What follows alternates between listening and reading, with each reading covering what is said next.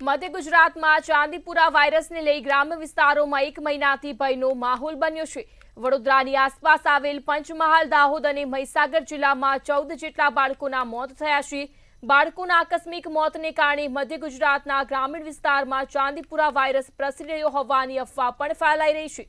ત્યારે હાલ વડોદરાની સયાજી હોસ્પિટલમાં 24 જેટલા બાળકો હાલ સારવાર હેઠળ છે।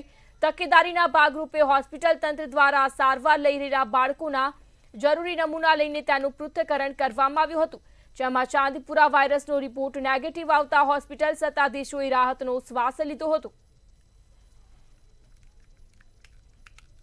હાલમાં એસએસજી હોસ્પિટલ ખાતે આઈસીયુમાં એક બાળક દાખલ છે।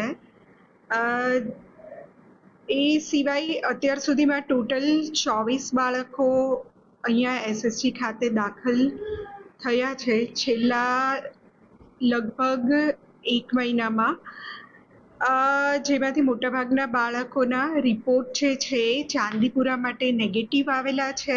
હાલમાં ચોમાસાની સિઝન ચાલી રહી છે ત્યારે રાજ્યની અંદર ચાંદીપુરમ રોગને લઈને લોકોની અંદર એક પ્રકારનો ડર વ્યાપ્યો છે। સેન્ડ ફ્લાયથી થતા રોગને લઈને ખાસ કરીને બાળકો વધારે ઇન્ફેક્શનમાં આવતા હોય છે અને બાળકોને તાત્કાલિક સારવાર માટે હોસ્પિટલમાં ખસેડવાની નોબત આવે છે। ત્યારે વડોદરાના એસએસજી હોસ્પિટલના બાળરોગ વિભાગની અંદર લગભગ 24થી વધારે દર્દીઓને અહીંયા સારવાર માટે લાવવામાં આવ્યા હતા। અલબત્ત સૌથી સારા સમાચાર એ છે કે ચાંદીપુરમના જે શંકાસ્પદ લક્ષણો સાથે સારવાર માટે આવેલા બાળકોના તમામ રિપોર્ટ નેગેટિવ આવ્યા છે, પરંતુ અત્યારની જે પરિસ્થિતિ છે અને સેન્ડ ફ્લાય નામની માખીથી થતા રોગથી બચવા માટે ખાસ કરીને તિરાડની અંદર રહેતી આ સેન્ડ ફ્લાય છે, ત્યારે લોકો પોતાના ઘરમાં જે તિરાડ પડી છે તેને પૂરી દે અને સાથે સ્વચ્છતા પણ રાખે એવું અહીંના સારવાર કરનાર ડોક્ટરનું કહેવું છે।